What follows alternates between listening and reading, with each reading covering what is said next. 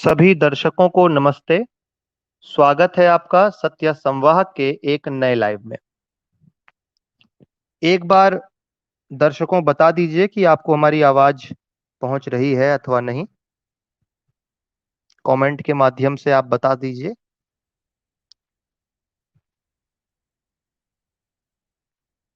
जी, ठीक है।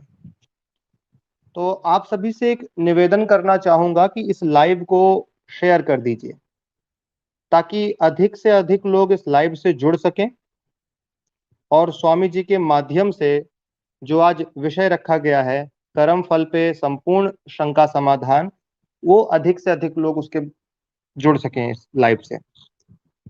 तो चलिए लाइव को फिर प्रारंभ करते हैं। गुरु जी नमस्ते। नमस्ते जी। जी दर्शकों, वैसे तो आप सभी गुरु जी से परिचित हैं, किंतु जो गुरु जी को नहीं जानते हैं उन्हें मैं बता दूं कि स्वामी सत्यपति जी के सानिध्य में गुरु जी ने वेद वेदांगों का अध्ययन किया और तब से अब तक निरंतर समाज में वैदिक संस्कृति के प्रचार प्रसार हेतु ऑनलाइन ऑफलाइन गुरुजी प्रचार कर रहे हैं। साथ ही साथ में गुरुजी ऑनलाइन ऑफलाइन के माध्यम से ही विद्यार्थियों को ज्ञान दे रहे हैं और गुरुजी अपने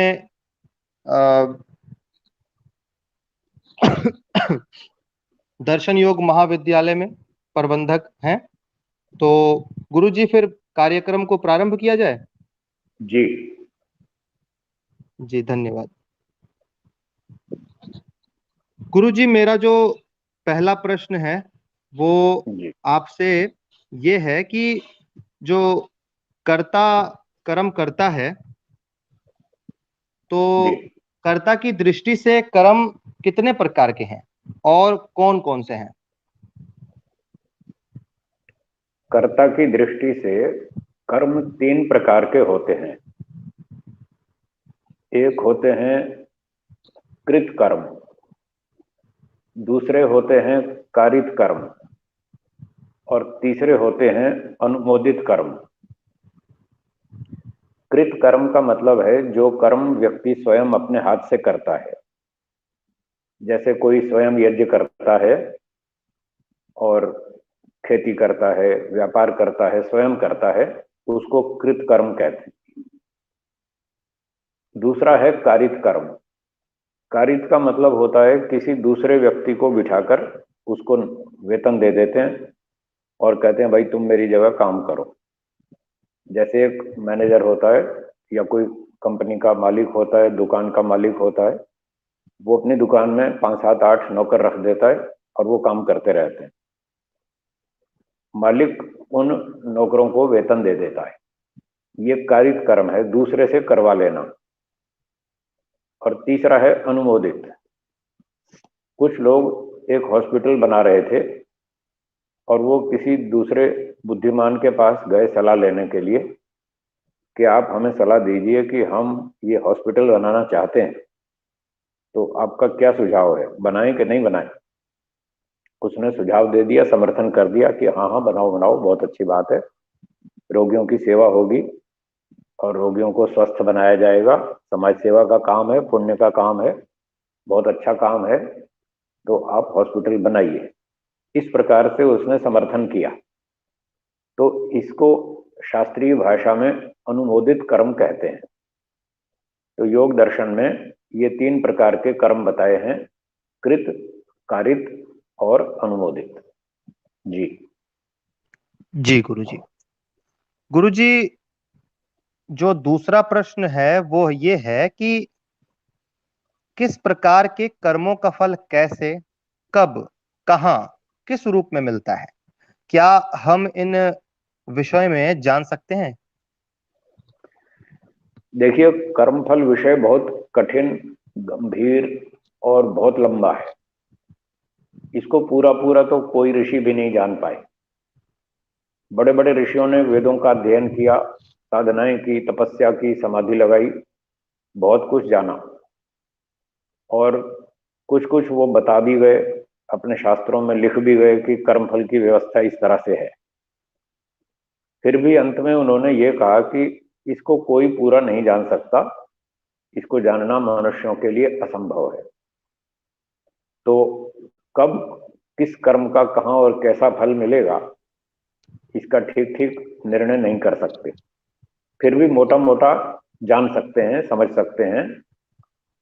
ऋषियों ने बताया कि कुछ कर्मों का फल हमें इस जन्म में मिलता है। ये चर्चा मैं आपको योग दर्शन के आधार पर सुना रहा हूं। योग दर्शन में दूसरा पाद है साधन पाद, उसमें सूत्र संख्या 12 और 13, इन दो सूत्रों के आधार पर बता रहा हूं। वहां बताया है दृष्ट जन्म वेदनीय और अदृष्ट जन्म वेदनीय। अर्थात कुछ कर्म ऐसे होते हैं जिनका फल हमें इसी जन्म में मिल जाता है, उसको बोलते हैं दृष्ट जन्म वेदनीय कर्माशय। और दूसरा होता है अदृष्ट जन्म वेदनीय कर्माशय। इसका अर्थ होता है कि ऐसे कर्म जिनका फल हमको अगले जन्मों में मिलेगा। दृष्ट मतलब जो दिख रहा है, अदृष्ट मतलब जो नहीं दिख रहा है। जो दिखने वाला वर्तमान जन्म है, इसमें जो फल मिलेगा वो दृष्ट कर्माशय है, दृष्ट फल वेदनीय है। तो कुछ कर्मों का फल हमें यहाँ इसी जन्म में मिल जाता है। जैसे कोई चोरी करते हैं और पकड़े जाते हैं तो उनको जेल हो जाती है। कोई डकैती करते हैं, लूट मार करते हैं, हत्याएं करते हैं, वो पकड़े जाते हैं तो इसी जन्म में उनको जेल हो जाती है, दंड मिल जाता है।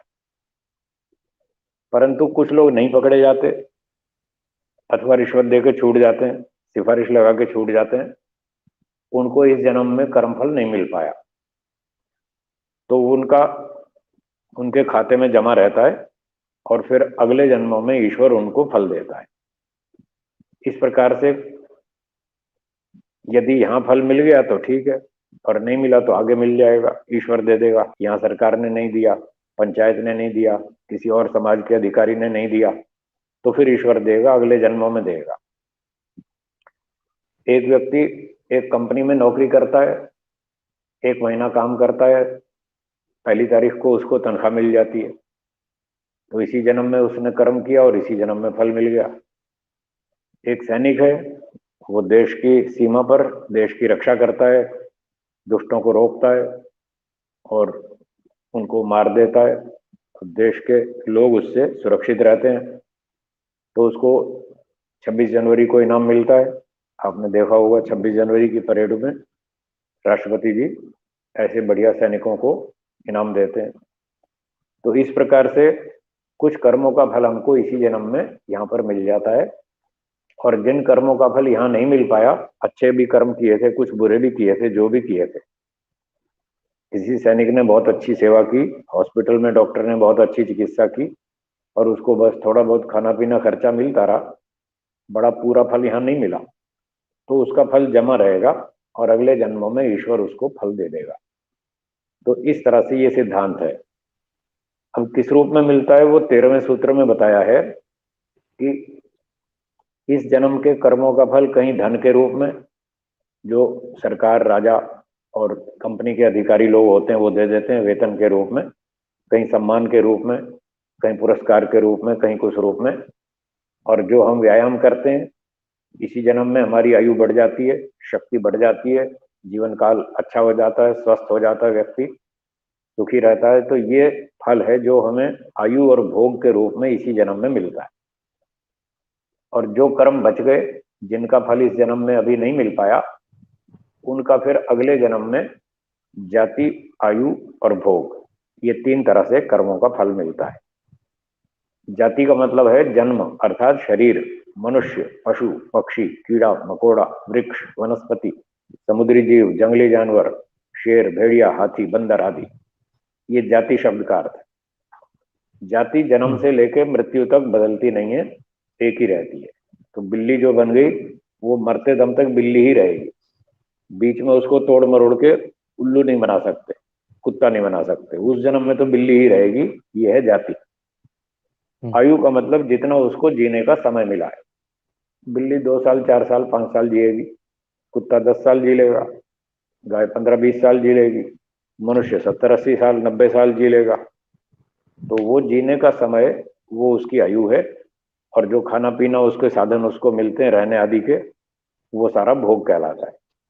तो अगले जन्म में जो कर्मों का फल मिलेगा वो जाति आयु भोग के रूप में मिलेगा। जी जी गुरुजी।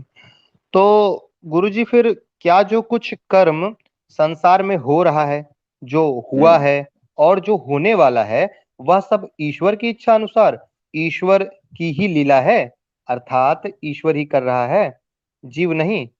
यह मान्यता ठीक है गुरुजी या फिर गड़बड़ है? नहीं, ये गड़बड़ है। जो कुछ भी हो रहा है वो ईश्वर कर रहा है, ये बात गड़बड़ है। ईश्वर नहीं कर रहा है। अच्छा चलिए, मैं आप ही से पूछता हूँ, आप बताइए, ईश्वर को आप कैसा मानते हैं, अच्छा या बुरा? अच्छा। अच्छा। तो ईश्वर का विचार अच्छा है, उसका उद्देश्य अच्छा है, उसका स्वभाव अच्छा है, वो दयालु है, न्यायकारी है। जो अच्छा व्यक्ति है, क्या वो ये चाहेगा कि दूसरे लोग घोटाले करें, चोरी करें, डकैती करें, हत्या करें, अपहरण करें, बैंक डकैती करें? वो ऐसा नहीं चाहेगा। तो हम्म। जब ईश्वर अच्छा है तो वो अच्छा ही चाहता है, खुद भी अच्छे काम करता है, सृष्टि बनाता है, इसका पालन करता है, और सबके कर्मों का ठीक ठीक हिसाब से फल देता है, न्याय करता है। वो अच्छा है, वो कभी नहीं चाहता कि संसार में कोई व्यक्ति झूठ बोले, चोरी करे, डकैती करे, लूटमार करे, हत्या करे, अपहरण करे, आतंकवादी बने। ईश्वर बिल्कुल नहीं चाहता, और फिर भी हो रहा है। इससे पता चलता है कि ईश्वर नहीं करवा रहा, व्यक्ति कर्म करने में स्वतंत्र है। वो अच्छे भी कर्म करता है, बुरे भी करता है।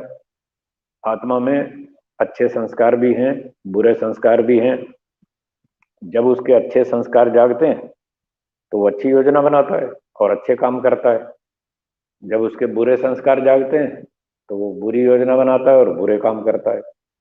इसलिए जो भी व्यक्ति है आत्मा के रूप में, वो कर्म करने में स्वतंत्र है, अपनी इच्छा से कर्म करता है, और ईश्वर की इच्छा से नहीं करता, ईश्वर के दबाव से नहीं करता। वो स्वतंत्र है। यदि ईश्वर के दबाव से सब लोग काम करें तो सब कर्म करने में परतंत्र हो जाएंगे, और जब परतंत्र हो जाएंगे तो फिर ईश्वर अपनी इच्छा से ही करवाएगा। ईश्वर तो ये चाहता है सब लोग अच्छे काम करें, बुरा काम कोई ना करे। यदि उसकी अधीनता से काम होने लगे तो एक भी बुरा काम नहीं होगा संसार में, सब अच्छे काम होंगे। ईश्वर सबको ब्रेक लगा देगा, बुरा काम नहीं करना। और बुरा कोई करेगा तो उसका हाथ पकड़ लेगा, करने नहीं देगा। पर ऐसा तो नहीं है, यहाँ तो सब उल्टे सीधे काम हो रहे हैं, अच्छे भी हो रहे हैं, बुरे भी हो रहे हैं। इससे पता चलता है कि ईश्वर अपनी इच्छा से काम नहीं करवाता, जीव अपनी स्वतंत्रता से, अपनी इच्छा से कार्य करता है। जी। जी गुरुजी। तो हम्म इसी कड़ी में गुरुजी अगला जो प्रश्न है, तो वो ये है कि कर्मों का कर्ता कौन है? जीव या हम्म मन या इंद्रियां या शरीर, या जैसा कि आपने बताया ईश्वर तो नहीं है तो कोई अन्य? कौन करता है फिर? देखिए, संसार में कुल मिलाकर तीन वस्तुएं हैं।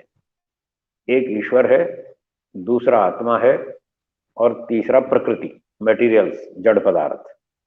सूर्य, हम्म। चंद्रमा, पृथ्वी, तारे, कार, स्कूटर, रेडियो, कंप्यूटर, ये सब जड़ पदार्थ हैं। तो जड़ वस्तु को तो होश ही नहीं है, उसमें कोई ज्ञान नहीं है। वो नहीं जानती अच्छा क्या होता है, बुरा क्या होता है, सुख दुख क्या होता है, उसको कुछ नहीं पता। तो प्रकृति तो जड़ है, वो कुछ नहीं करती। अब प्रकृति से बने हुए जितने पदार्थ हैं वो सब भी जड़ हैं। जैसे बताया, हम्म। स्कूटर, कार, कंप्यूटर आदि, ये सब जड़ पदार्थ हैं, प्रकृति से बने। और शरीर भी प्रकृति से बना है, वो भी जड़ है। मन भी जड़ है, इंद्रियां भी जड़ हैं, बुद्धि भी जड़ है। ये सारी चीजें प्रकृति से बनी है। जब प्रकृति जड़ है तो शरीर, मन, इंद्रियां, बुद्धि, ये सब चीजें भी जड़ हैं। और ये सब चीजें जड़ होने से स्वयं क्रिया नहीं कर सकती। अब बच गए केवल दो चेतन, एक ईश्वर और दूसरा आत्मा। ये दो चेतन हैं। ईश्वर का तो बता दिया, वो हमसे कोई कर्म करवाता नहीं, क्योंकि हम कर्म करने में स्वतंत्र हैं। तो बस एक ही बचा, आत्मा। हम और आप आत्मा कहलाते हैं, हम स्वतंत्र हैं। हम आत्मा ही अपनी इच्छा से सारे कर्म करते हैं। हर आत्मा के अपने अपने विचार अलग हैं, अपना अपना ज्ञान अलग है, अपना अपना संस्कार अलग है। इसलिए हर व्यक्ति अपने संस्कार के हिसाब से, अपनी इच्छा और योजना के हिसाब से वो कर्म करता है। ना मन करवाता है, ना इंद्रियां करवाती हैं, ना बुद्धि करवाती है, ना ईश्वर करवाता है, ना कोई और करवाता है। कोई नहीं करवाता, आत्मा स्वयं करता है स्वतंत्रता से। मन, इंद्रियां, शरीर उसके साधन हैं, ये जड़ पदार्थ हैं और आत्मा के अधीन है। जैसे हम स्कूटर चलाते हैं, कार चलाते हैं, जिधर मोड़ेंगे कार उधर मुड़ जाएगी, जिधर मोड़ेंगे स्कूटर उधर मुड़ जाएगी। तो मन, इंद्रियां, शरीर ये भी स्कूटर कार की तरह से जड़ वस्तुएं हैं। हम इनको जैसे चलाएंगे वैसे चलेंगे। इसलिए सारी जिम्मेदारी आत्मा के ऊपर ही आएगी। तो आत्मा कर्म करने में स्वतंत्र है, वही अपनी इच्छा से कर्म करता है। जी। तो गुरु जी यानी कि कर्म तो हम जीव करेंगे और उसका फल? हाँ बोलिए। बात जारी है उसका गुरु फल? जी। आवाज कट हेलो। गई थी बीच में, अब हाँ अब आ रही है, अब बोलिए। कर्म तो हम जी जी करेंगे, और आगे? जी। तो गुरु जी, क्या कर्म जो हम करते हैं उसके फल से हम्म बचा जा सकता है? क्योंकि अब तो ये तय हो गया कि कर्म तो हम ही कर रहे हैं और फल ईश्वर दे रहा है। हम्म तो इससे बचा हम्म। भी जा सकता है? तो इस प्रश्न का उत्तर है कि कर्म के फल से बचना असंभव है। फल से नहीं बच सकते। जब कर्म करेंगे तो फल अवश्य मिलेगा। न उसमें कोई माफी है, न कंसेशन है, न कोई छूट छाट है, न सिफारिश है, न रिश्वत है, न हेरा फेरी है, वहां कुछ नहीं। सीधा न्याय है। कर्म करेंगे तो उसका फल मिलेगा। अच्छे कर्म का अच्छा फल मिलेगा, बुरे कर्म का बुरा फल मिलेगा। और थोड़ा करेंगे तो थोड़ा फल मिलेगा, ज्यादा कर्म करेंगे ज्यादा फल मिलेगा। और अच्छे कर्म 4 किए, उसके 4 फल मिलेंगे। 3 कर्म बुरे किए, उसके 3 बुरे फल मिलेंगे। 4 में से 3 कैंसिल नहीं होंगे। 4 में से 1 कैंसिल करके 3 3 बचा दो, ऐसा नहीं होगा। आपने 4 अच्छे कर्म किए, 3 बुरे किए, 4 और 3 7 कर्म हुए। टोटल 7 कर्म हुए तो 7 फल मिलेंगे। No cancellation, no concession. कोई छूट छाट नहीं है। फल तो अवश्य ही मिलेगा। अब नहीं मिलेगा, देर में मिलेगा, जब उसका समय आएगा तब मिलेगा। किस कर्म का फल देने का समय कब आएगा वो ईश्वर जानता है, वो हम नहीं जानते। अब लोगों में उतावल होती है कि साहब जल्दी फल मिलना चाहिए, जल्दी मिलना चाहिए। तो ये उतावल जो है, जल्दबाजी, ये मनुष्यों की अपनी तरफ से है। और जब जितनी जल्दी वो फल चाहते हैं उतनी जल्दी मिलता नहीं। इसलिए फिर लोग चिल्लाने लगते हैं कि साहब इतने दिन हो गए अब तक फल ही नहीं मिला, इतना टाइम हो गया अब तक फल ही नहीं मिला। और फिर वो एक आरोप लगाते हैं ईश्वर पर कि ईश्वर के राज्य में देर तो है पर अंधेर नहीं है। यानी ये आरोप लग गया ईश्वर पर कि वो देर में तो देता है और पर देगा तो सही, ठीक से दे देगा। कुछ लोग तो ऐसा मानते हैं, कुछ तो ये मानते हैं पता नहीं देगा भी कि नहीं देगा। ईश्वर पे संशय भी करते हैं कुछ लोग। तो संशय करना गलत है, संशय नहीं करना चाहिए। समय आने पर ईश्वर फल देगा, अवश्य देगा। प्रत्येक कर्म का फल देगा। छोटे से छोटा कर्म हो उसका भी फल देगा, कोई माफी नहीं। बड़ा कर्म है उसका बड़ा फल, छोटे कर्म का छोटा फल। अब क्योंकि हम समय को जानते नहीं कि कब मिलना चाहिए और हम जल्दबाजी करते हैं, इसलिए आरोप लगाते हैं ईश्वर पे। ईश्वर कभी भी देर नहीं करता। जब जिस कर्म का फल देने का समय होता है, ईश्वर ठीक समय पर बराबर फल देता है। कुछ कुछ फल तो तत्काल भी देता है। जैसे एक आदमी ने चोरी की, दुकान में गया चोरी कर लाया। चोरी की योजना बनाते ही दंड शुरू हो जाता है ईश्वर का। वो अंदर से खुद खुद शुरू हो जाती, डर लगने लगता है कि कहीं पकड़ा गया तो, ऐसे मन में शंका हो जाती है। और पकड़ा गया तो पिटाई होगी, जेल भी हो सकती है, बदनामी तो होगी। तो ये सब खतरा उसको शुरू हो जाता है ईश्वर की ओर से। ये देखिए तत्काल दंड है, उसका दंड शुरू हो जाता है। फिर चोरी करके आ गया, पकड़ा नहीं गया, तो भी उसको खटखट बनी रहती है कि कोई बाद में पकड़ ले तो फंस ना जाऊं कभी, ऐसा हो। तो ये दंड तो उसको मिलता ही रहता है। और जब तक वो उसका हिसाब किताब पूरा निपट नहीं जाएगा तब तक वो टेंशन में रहेगा। मैंने चोरी की है, मैंने रिश्वत ली है, मैंने घोटाला किया है, मैंने हेरा फेरी की है। वो ईश्वर का दंड चालू रहता है। और फिर पूरा दंड तो फिर समय आने पर मिलता है। इसलिए समय आने पर दंड मिलेगा, उसमें जल्दबाजी नहीं करनी चाहिए। और ईश्वर पे दोष नहीं लगाना चाहिए, और ये भी नहीं समझना चाहिए कि हम फल से बच जाएंगे। बिल्कुल नहीं बचेंगे, पूरा पूरा दंड मिलेगा, बुरे कर्म का बुरा फल और अच्छे कर्म का अच्छा फल। इस पर पूरा विश्वास रखना चाहिए। जी। जी गुरु जी, तो आपने बताया कि जीव कर्म करने में स्वतंत्र है और हम्म। कर्म फल भोगने में प्रतंत्र है, तो ऐसा क्यों है गुरु जी? ये तो ईश्वर की व्यवस्था है, न्याय की व्यवस्था है। विद्यार्थी स्कूल में जाता है परीक्षा देने, और 3 घंटे की परीक्षा है, बोर्ड का एग्जाम है, 12वीं कक्षा की परीक्षा है। 3 घंटे उसको प्रश्न पत्र मिल गया, उत्तर पत्र मिल गया, लो भाई उत्तर लिखो। अब वो 3 घंटे तक उत्तर लिखने में स्वतंत्र है, ये परीक्षा का नियम है। अब वो 3 घंटे में कुछ भी लिखे, परीक्षक उसको नहीं रोक सकता, उसका हाथ नहीं पकड़ सकता, उसको टोक नहीं सकता, उसको बता भी नहीं सकता कि तुम गलत लिख रहे हो, ठीक कर लो, इतना भी नहीं बता सकता। पर जब 3 घंटा पूरा हो जाएगा फिर उसकी आंसर शीट ले ली जाएगी। अब वो कुछ नहीं कर सकता, अब नंबर मिलेंगे। तो परीक्षा का नियम ही है, फल भोगने में परतंत्र है वो। तो जैसा उसने प्रश्नों का उत्तर लिखा है, उसी आधार पर उसको नंबर मिलेंगे। तो ये नियम है परीक्षा का। ऐसे ही हम जो संसार में जीवन जी रहे हैं, ये भी परीक्षा है। ईश्वर हमारा परीक्षक है, हम परीक्षार्थी हैं, परीक्षा दे रहे हैं। 24 घंटे परीक्षा चलती है, 365 दिन चलती है।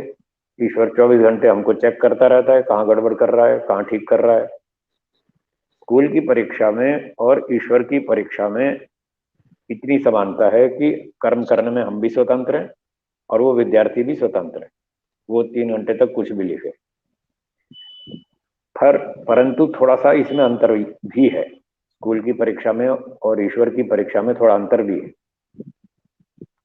अंतर यह है कि स्कूल की परीक्षा में परीक्षक यदि खड़ा होकर पढ़ने लग जाए कि ये विद्यार्थी क्या लिख रहा है, और परीक्षक ने देख लिया कि ये गलत उत्तर लिख रहा है, उसके बाद भी परीक्षक उसको रोकता नहीं, बताता नहीं है कि तुम गलत लिख रहे हो, ठीक कर लो, ये नहीं बताएगा। वहां का नियम ऐसा है। ईश्वर की परीक्षा का नियम यह है कि वो गलती करते समय भी बताता है, सबके मन में भय शंका लज्जा उत्पन्न करता है। जब कोई व्यक्ति गलत काम करेगा तो ईश्वर उसके मन में सूचना देता है कि ये गलत है, मत करो। उसको डर लगता है, डाउट होता है कहीं पकड़ा गया तो। ये अंतर है। तो ईश्वर तत्काल भी हमको हर समय 24 घंटे सावधान करता है, उसके बाद भी हम स्वतंत्र हैं, उसकी सूचना पर ध्यान देवें या ना देवें, फिर हमारी मर्जी। उसका काम यहाँ तक सीमित है, सूचना दे दी ये काम गलत है, मत करो, वरना इसका दंड मिलेगा। अब जिस व्यक्ति के संस्कार खराब हैं, बुरे संस्कार हैं, ज्यादा ही बुरे हैं, वो ज्यादा ही बदतमीज है, अड़ियल है, हठी है, अभिमानी है, वो ईश्वर की बात नहीं सुनता और वो अपनी मनमानी कर लेता है और उल्टे सीधे काम करता रहता है। तो फिर बाद में ईश्वर उसको दंड देगा, वो छोड़ेगा नहीं। कोई अच्छा व्यक्ति है, संस्कार अच्छे हैं उसके, वो सावधान रहता है, सभ्यता से नम्रता से रहता है, ईश्वर की बात पर ध्यान देता है, तो उसके अंदर से जो ईश्वर की सूचना आती है कि तुम ये गलत काम है मत करो, वो रुक जाता है। वो कहता है ठीक है मैं नहीं करूंगा, मुझे दंड नहीं भोगना बस। तो वेदों का, शास्त्रों का ये सिद्धांत है कि दंड के बिना कोई सुधरता नहीं है। अब जो व्यक्ति दंड को याद रखता है वो गलती को रुक जाता है, गलती नहीं करता है, क्योंकि दंड भोगना नहीं चाहता वो। और जो लापरवाह होता है, असभ्य होता है, और उसको दंड को ध्यान में नहीं रखता, भूल जाता है और यूं उड़ा देता है हवा में, किसने देखा है कल क्या होगा, किसने देखा अगला जन्म, ये सब फालतू बातें छोड़ो ना। अपना खाओ पियो मजा करो, लूटो, डकैती करो, जो मर्जी करो, कोई फर्क नहीं पड़ता।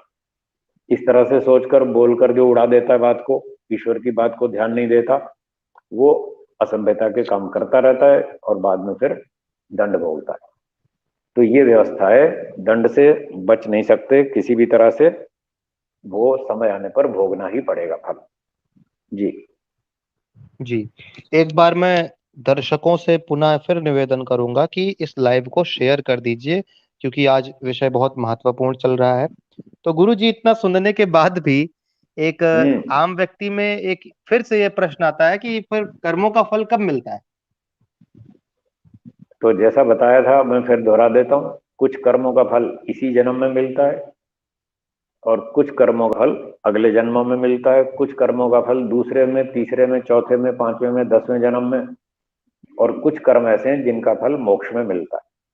दो प्रकार के एक अलग दृष्टिकोण से कर्म बताए जाते हैं, एक सकाम कर्म और दूसरे निष्काम कर्म। सकाम कर्मों का फल वो था जाति आयु भोग, वो तो हमें संसार में मिल जाता है, लेकिन जो निष्काम कर्म होते हैं उनका फल मोक्ष में मिलता है। तो जो मोक्ष प्राप्ति की भावना से कर्म करता है उसको निष्काम कर्म कहते हैं। फल की भावना तो सदा रहेगी, बिना फल की इच्छा के कोई कर्म कर ही नहीं सकता। जब भी कोई व्यक्ति कर्म करेगा मन में कुछ ना कुछ तो इच्छा रहेगी कि मैं जो कर्म कर रहा हूं इसके बदले में मुझे या तो धन मिले, सम्मान मिले, प्रतिष्ठा मिले, कोई पद मिले, कोई प्रसिद्धि मिले, कोई मेडल मिले, या फिर मोक्ष मिले। कुछ तो मिलना चाहिए ना। ऐसे कुछ भी नहीं मिलेगा तो मैं काम क्यों करूंगा? फालतू थोड़ी बैठा हूं। कोई फालतू में काम नहीं करता है, वो काम करने से पहले ये सोचता है मुझे इसके बदले में क्या मिलेगा। अब हर एक की रुचि अपनी अलग अलग होती है।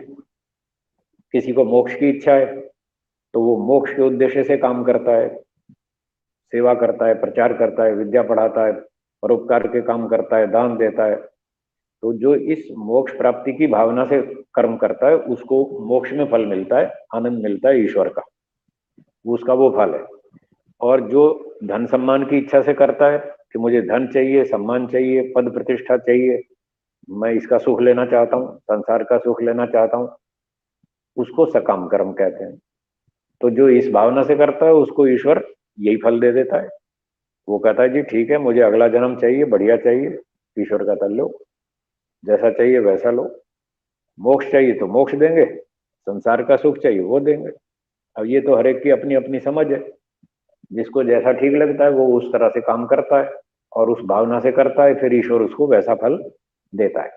तो ये सकाम और निष्काम का अंतर भी समझ लेना चाहिए। सांसारिक सुख उद्देश्य से जो कर्म किया जाता है वो सकाम है, मोक्ष के सुख की प्राप्ति के उद्देश्य से जो किया जाता है वो निष्काम है। तो इस प्रकार से कुछ कर्मों का फल हमको यही मिल जाएगा इसी जन्म में, और कुछ का फल हमको अगले जन्मों में मिलेगा, दूसरे, तीसरे, पांचवें, 10वें जन्म में, जब उसका समय आएगा। और बचे हुए निष्काम कर्मों का फल मोक्ष में मिलेगा। जी।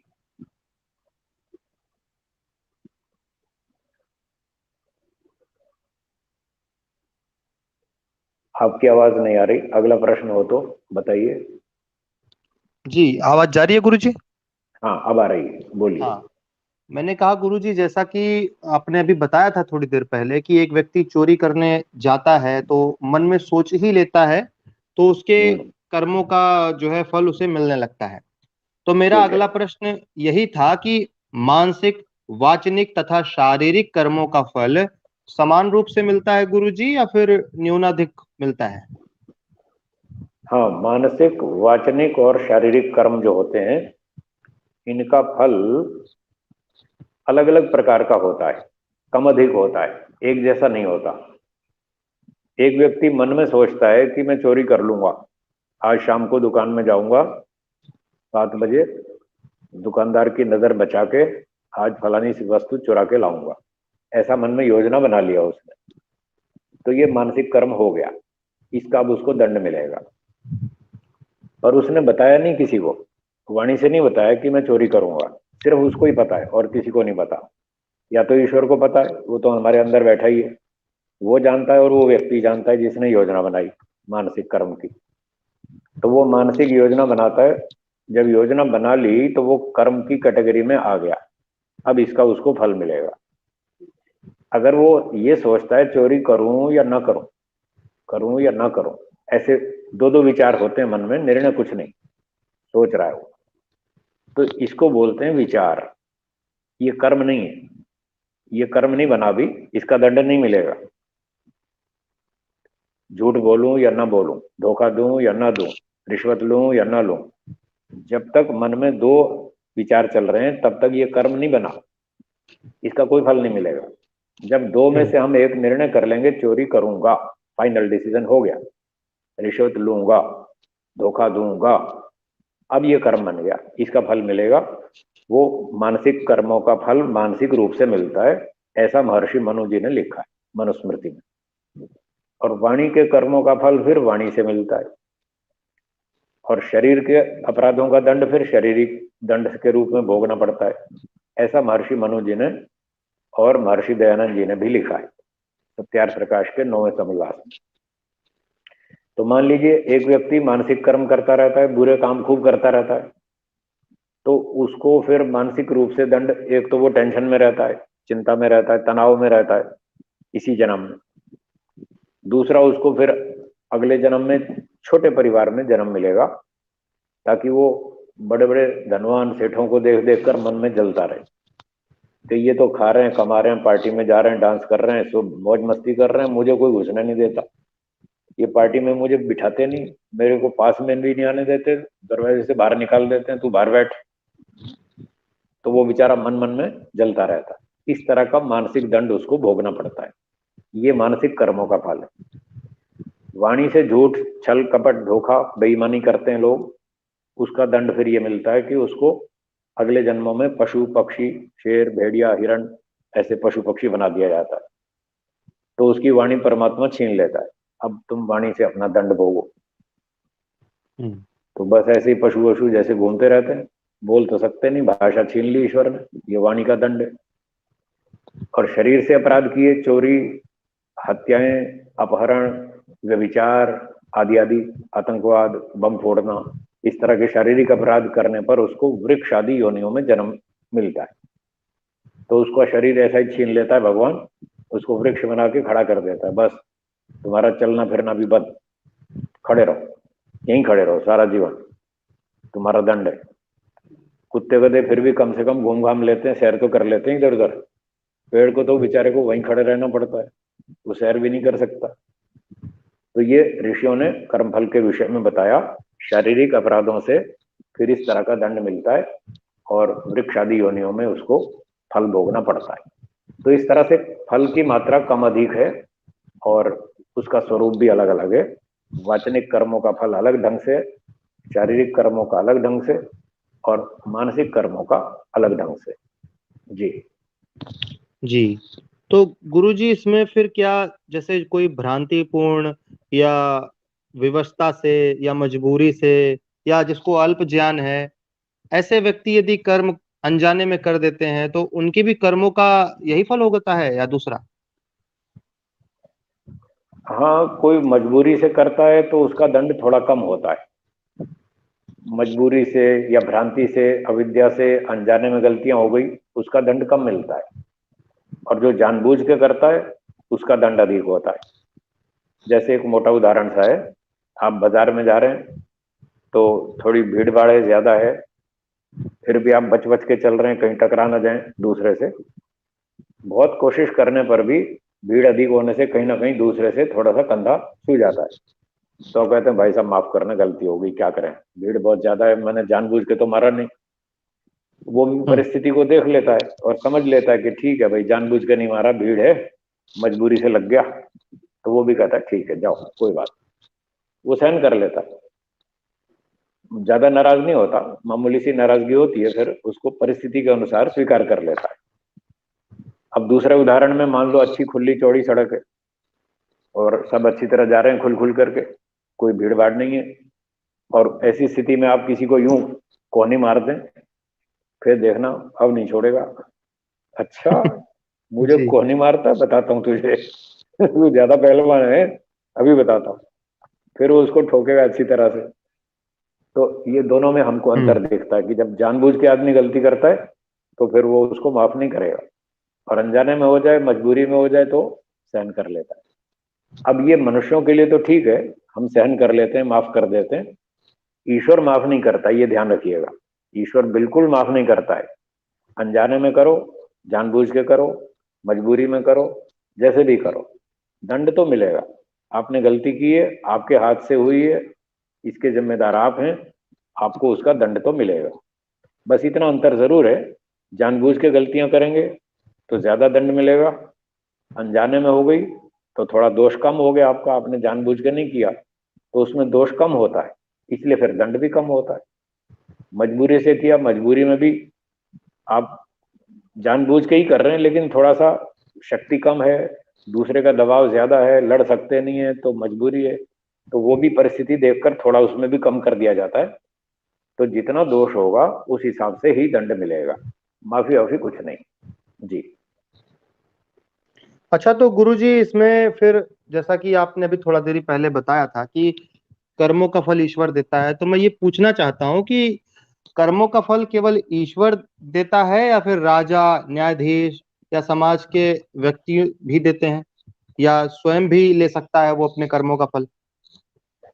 शास्त्रों में ऐसा विधान है कि कर्मों का फल राजा भी देता है, पंचायत देती है, समाज भी देता है।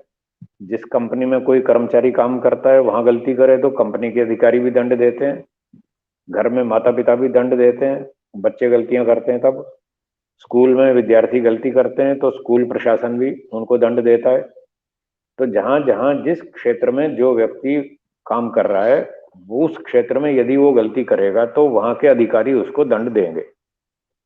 अब मान लो किसी ने 100 रुपए की गलती की, उसको 100 रुपए का दंड मिलना चाहिए ईश्वर की न्याय व्यवस्था से, और कोर्ट ने, न्यायाधीश ने उसको 70 रुपए का दंड दे दिया, तो उसका 30 रुपए का दंड बच गया।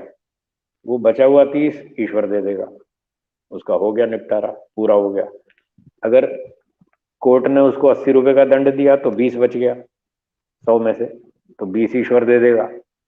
अगर कोर्ट ने उसको 100 का 100 पूरा दे दिया तो बात खत्म हो गई, फिर ईश्वर कुछ नहीं देगा। और अगर वो बच बचा गया, 10 रुपए रिश्वत देकर के ही जान छूट गई उसकी, तो अभी 90 रुपए दंड तो बचा ही हुआ उसका, या जितना भी बचा हुआ है वो फिर ईश्वर उसको पूरा दंड देगा। और जो 10 रुपए रिश्वत दी तो उसने, रिश्वत वाले ने भी अपराध किया, उसको भी दंड मिलेगा। तुमने रिश्वत क्यों ली? तुमको यहाँ रिश्वत लेने के लिए नहीं बिठाया, न्याय करने के लिए बिठाया है। जो अपराधी है उसको दंड दो, इसी बात का तुम्हें वेतन दिया जाता है। तो समाज के लोग जो जो अधिकारी ईश्वर ने बना रखे हैं, वेदों में उनको छूट दे रखी है कि अपने अपने अधिकार क्षेत्र में अपराधियों को दंडित करो, उनको अनुशासित करो, ताकि वो समाज में अव्यवस्था न फैलाएं। जैसे बताया था, दंड के बिना कोई सुधरता नहीं, इसलिए दंड का विधान किया हुआ है। तो ये सारे लोग दंड देते हैं जिन जिनको ईश्वर ने अधिकार दिया है, और हमें स्वयं को भी अधिकार दे रखा है, चाहे तो किसी कर्म का फल हम स्वयं भी ले सकते हैं। कोई दंड भी स्वयं ले सकते हैं, गलती कर दी उसका दंड भी ले लेंगे, प्रायश्चित भी करेंगे। और प्रायश्चित करने का लाभ यह है कि व्यक्ति संकल्प करता है कि अब मैं आगे ये गलती दोबारा नहीं करूंगा, अथवा ऐसी और गलतियां नहीं करूंगा। इस प्रकार से प्रायश्चित का भी लाभ है, वो भी करना चाहिए, और दंड भी भोगना चाहिए। यदि किसी कर्म का फल हमने स्वयं भोग लिया तो फिर ईश्वर दोबारा नहीं देगा। एक कर्म का फल एक ही बार दिया जाता है, ये न्याय है। 10 रुपए का अपराध किया और 10 रुपए का दंड हमने भोग लिया तो बात खत्म हो गई, फिर और दूसरा कोई नहीं देगा। और यदि हमने नहीं भोगा तो जो समाज के अधिकारी हैं वो दंड देंगे। यदि उन्होंने भी नहीं दिया, पकड़ में ही नहीं आए किसी की, पता ही नहीं चला किसी को, तो हमने भी नहीं दंड भोगा, समाज ने भी नहीं दिया, राजा ने भी नहीं दिया, ऐसे बचे हुए कर्मों का फल फिर ईश्वर देगा। तो ईश्वर भी दंड देता है, समाज भी देता है, और हम स्वयं भी ले सकते हैं। जी। अच्छा गुरुजी, इसी बीच एक दर्शक ने पूछा है कि ये जो बातें आप बता रहे हैं, इसका सोर्स क्या हम्म है, किस ग्रंथ से इस बात को आप बता रहे हैं, इन सभी बातों को? तो एक इन बार ये बातों बता का दीजिए। सोर्स ये है, वेदों के आधार पर और ऋषियों के ग्रंथों के आधार पर मैं ये सब बातें बता रहा हूँ। मैं अपनी ओर से कुछ नहीं कह रहा, ना मैं कहता। मैंने शास्त्र पढ़े हैं, मैं 40-45 साल से इन शास्त्रों को पढ़ता हूँ, पढ़ाता हूँ, देश भर में घूमता हूँ। वेद प्रचार करना मेरा काम है, बचपन से मैं ये काम कर रहा हूँ, और अच्छे योग्य विद्वानों से, गुरुजनों से मैंने ये सारे शास्त्र पढ़े हैं। 6 दर्शन पढ़े हैं, 11 उपनिषद पढ़े हैं, मनुस्मृति, सत्यार्थ प्रकाश और महर्षि दयानंद जी के ग्रंथ पढ़े हैं, वेद भाष्य पढ़ा है महर्षि दयानंद जी का। और इन्हीं शास्त्रों को मैं पढ़ाता हूँ, और इन्हीं ऋषियों के ग्रंथों को प्रामाणिक मानता हूँ। उन्हीं ग्रंथों के आधार पर मैं ये सारी बातें कह रहा हूँ। मैं अल्पज्ञ हूँ, मैं गलती कर सकता हूँ, इसलिए मैं अपनी बात कहता ही नहीं। मैं पक्की प्रामाणिक बात कहता हूँ जिसमें गलती नहीं है। इसलिए मेरी बातों को आप पूरे ध्यान से सुने, इन पर मनन करें, और इन शास्त्रों का अध्ययन आप लोग भी करें। तो आपको ये सारी बातें कंफर्म हो जाएंगी कि मैंने जो कहा वो ठीक कहा, और आपकी इच्छा हो तो लाभ उठाएं, ना हो तो आपकी मर्जी, जबरदस्ती कुछ नहीं। जी। जी। अच्छा गुरुजी, काफी युवा इस हमारे साथ जुड़े रहते हैं, तो जो ये 15 या 18 साल की उम्र से कम आयु के लोग हैं, बच्चे हैं, हम्म। और अपने से हम्म। बड़ों की बात वो नहीं मानते, शिक्षकों की बात वो नहीं मानते हैं, उनकी अवज्ञा हम्म। कर देते हैं, तो ऐसों के हम्म। लिए क्या कर्म फल है?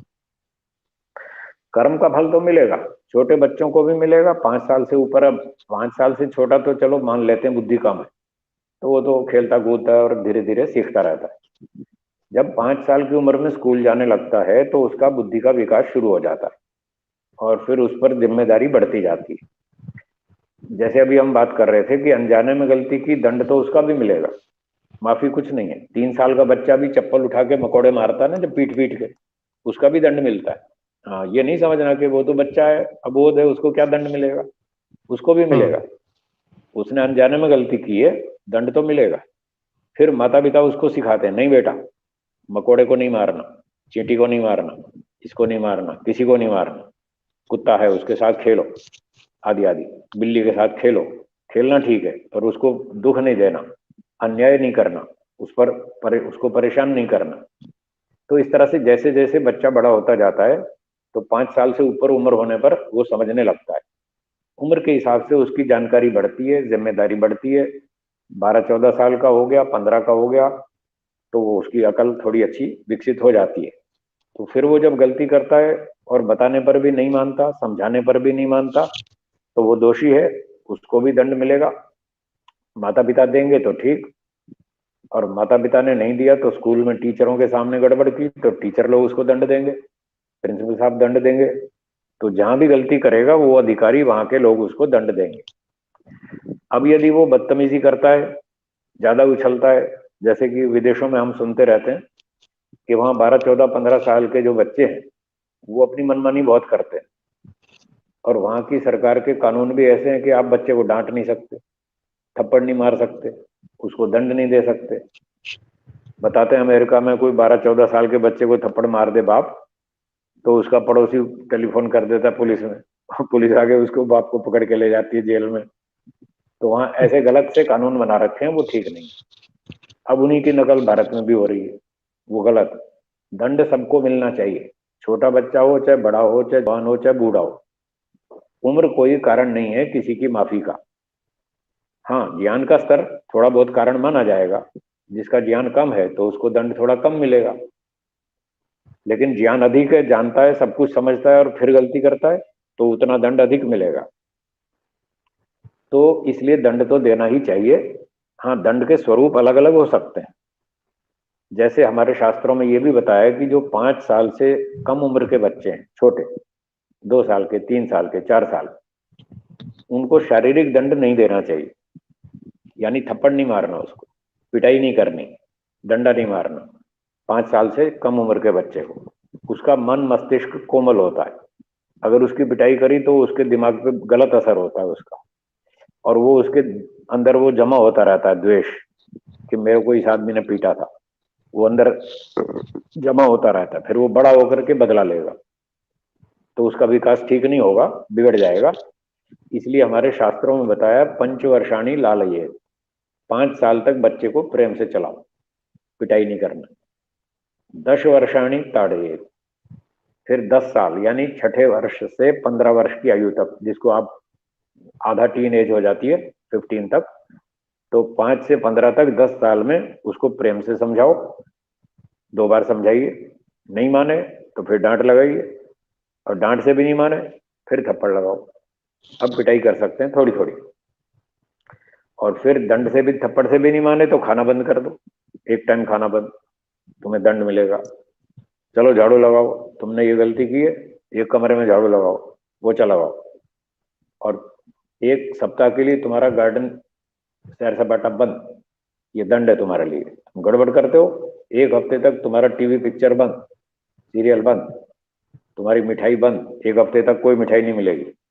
तो इस तरह के दंड उनको दिए जाते हैं, दिए जाने चाहिए, जिससे कि उनके दिमाग में ये प्रभाव रहे कि हम गलती करेंगे तो दंड मिलेगा, इस दंड से वो सुधर सकते हैं। और फिर 16 साल का जब बेटा बेटी हो जाए तो शास्त्रों में लिखा है पुत्रम मित्रवत समाचरे, प्राप्ते तु षोडशे वर्षे पुत्रम मित्रवत समाचरे। जब बेटा बेटी 16 साल के हो जाएं तो फिर उसको मित्र के समान व्यवहार करना चाहिए, फिर थप्पड़ मारना बंद, मारपीट बंद। अब मित्र को जैसे सुझाव देते हैं, सलाह देते हैं, ऐसे सलाह दो और उससे काम चलाओ। और वो फिर सवाल उठाएगा, वो कहेगा मेरी भी बुद्धि आ गई है, मैं पूछूंगा मैं क्यों करूं ये काम। आप कहेंगे संध्या करो, वो कहेगा मैं क्यों करूं। आप कहेंगे हवन करो, वो कहेगा मैं क्यों करूं। तो उसकी क्यों का जवाब देना है। अगर आप में इतनी क्षमता है, आप उसके क्यों का उत्तर दे सकते हैं, उसके प्रश्नों का उत्तर ठीक ठीक दे सकते हैं, तर्क से प्रमाण से उसकी बुद्धि में बिठा सकते हैं कि हवन करने से क्या फायदा, संध्या करने से क्या फायदा, मन इंद्रियों पर कंट्रोल रखने से क्या फायदा, गंदी फिल्में नहीं देखना, गंदे लड़कों के साथ नहीं रहना है, उल्टी सीधी बदतमीजी नहीं करना, शराब नहीं पीना, सिगरेट नहीं पीना, अंडे मांस नहीं खाना, व्यभिचार नहीं करना। ये क्यों नहीं करना, उसको ये समझाइए। अगर आप समझाने में सफल हो गए कि इन बुरे कर्मों का दंड ये मिलेगा, आप थोड़े दिनों में नपुंसक हो जाएंगे, फिर आप रोते रहेंगे सारी जिंदगी, शरीर खोखला हो जाएगा, हड्डियां बेकार हो जाएंगी, काम नहीं करेगा, एक एक अंग में दर्द होगा और अंधेरा छाएगा। 30 35 40 साल में बूढ़े हो जाओगे, आंखें काम नहीं करेंगी, चक्कर आएंगे। क्या करोगे, ये कोई लाइफ है क्या, ऐसे जीना चाहते हो, आदि आदि। उसको इस तरह से उसकी हानियां बताएं तो उसकी समझ में आएगी बात और वो रुक जाएगा और वो गलतियां नहीं करेगा। और ब्रह्मचर्य का पालन करो, संयम से रहो, ईश्वर का ध्यान करो, हवन करो, स्वाध्याय करो, सत्संग करो, अच्छे लोगों के साथ बैठो उठो, अच्छी बात करो, परोपकार के काम करो, समाज सेवा करो। देश में कितने गरीब लोग हैं, रोगी हैं, अनाथ हैं, कमजोर हैं, विकलांग हैं, उनकी मदद करो। देखो कितना आनंद मिलेगा आपको, पुण्य भी मिलेगा। आपको भगवान ने संपत्ति दी है, शरीर स्वस्थ बलवान दिया है, सारे साधन है, उन बेचारे के पास कुछ साधन नहीं है, जाके उनकी मदद करो। इस तरह उनको अच्छे अच्छे काम सिखाए जाएं तो उनकी शक्ति क्रिएटिव वर्क में लगेगी, निर्माण के कार्यों में लगेगी। उनका भी भला होगा, देश का भी भला होगा और गरीब का भी भला होगा, सबकी उन्नति होगी, सबको सुख मिलेगा। इस प्रकार से बच्चों को कंट्रोल करना चाहिए जी।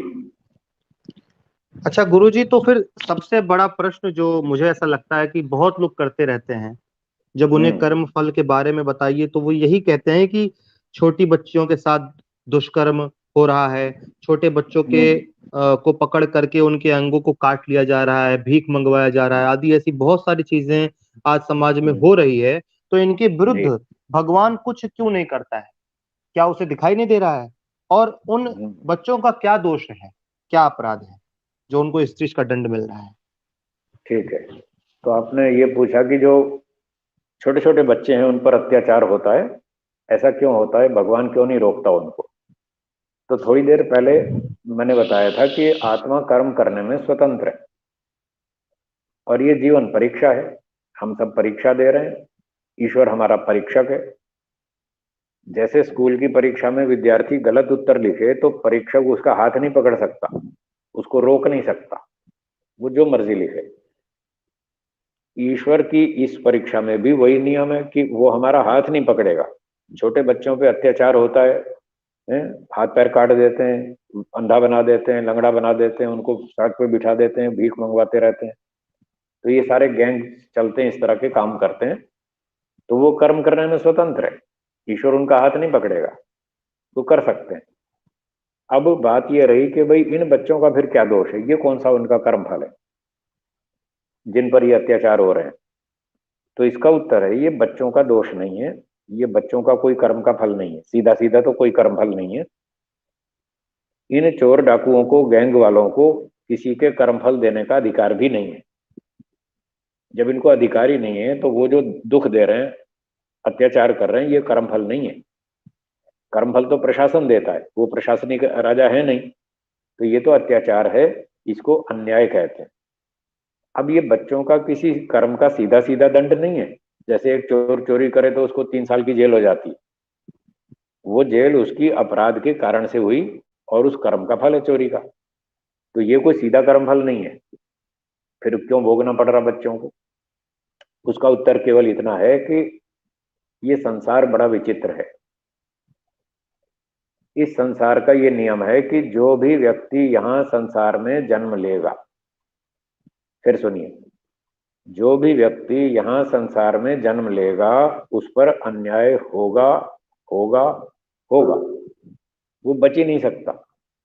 क्योंकि दूसरे लोग भी तो स्वतंत्र है, मैं स्वतंत्र हूं, आप भी स्वतंत्र है। मैं अच्छा सोच सकता हूं, आप भी अच्छा सोच सकते हैं। मैं गलत भी सोच सकता हूं, आप भी गलत सोच सकते हैं। मेरी अच्छाई से आपको सुख मिलेगा, मेरी बुराई से आपको दुख मिलेगा। आपकी अच्छाई से मुझे सुख मिलेगा, आपकी बुराई से मुझे भी दुख मिलेगा। तो जितने लोग हैं संसार में, क्या सबके सब अच्छे हैं? नहीं, कुछ अच्छे हैं, कुछ खराब हैं। जो अच्छे हैं वो हमको सुख देंगे, जो खराब है वो दुख देंगे, वो अन्याय करेंगे। तो बच्चों पर, बड़ों पर, जिस पर भी, सास पर, बहू पर, पड़ोसी पर, मित्रों पर, ऑफिस में, ट्रेन में, बस में, कहीं पर भी, जहां भी, जिस पर भी अन्याय होता है, वो इसीलिए होता है कि दूसरे लोग दुष्ट हैं, वो अत्याचारी हैं, अपने दुष्टता के कारण दूसरों को दुख देते हैं, वो अन्याय कर रहे हैं। ईश्वर उनके सब कर्मों का हिसाब रखता है और समय आने पर किसी को सुअर बनाएगा, किसी को सांप बनाएगा। ये जितने बलात्कारी हैं, अत्याचारी हैं, जो बच्चों को काट काट के, हाथ पैर तोड़ के भीख मंगवाते हैं, इनको सबको भगवान अगले जन्म में पेड़ बना देगा।